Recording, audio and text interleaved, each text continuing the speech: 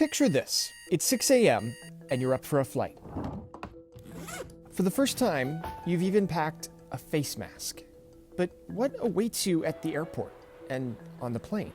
Individuals and companies have kind of had to figure it out for themselves. Since the last time you flew, airports have emptied.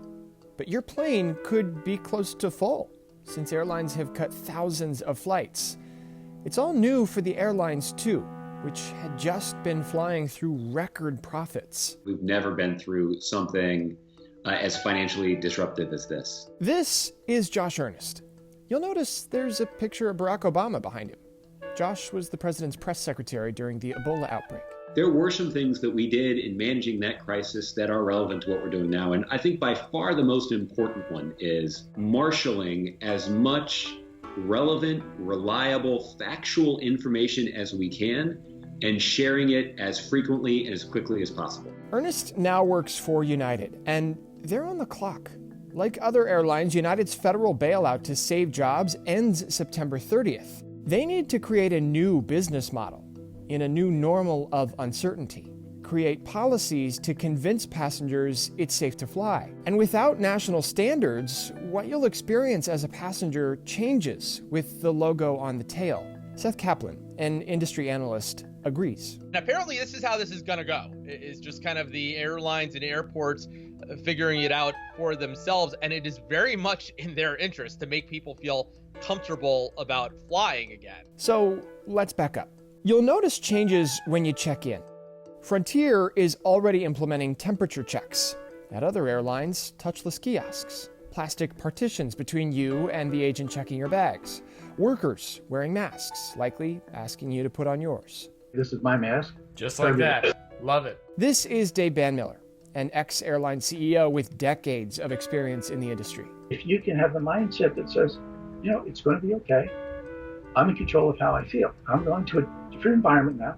At security, TSA agents in masks, of course. And after you're through, a whole lot of nada. Quiet hallways with only a few shops and restaurants open. I'm an elite member. Can I go to the lounge?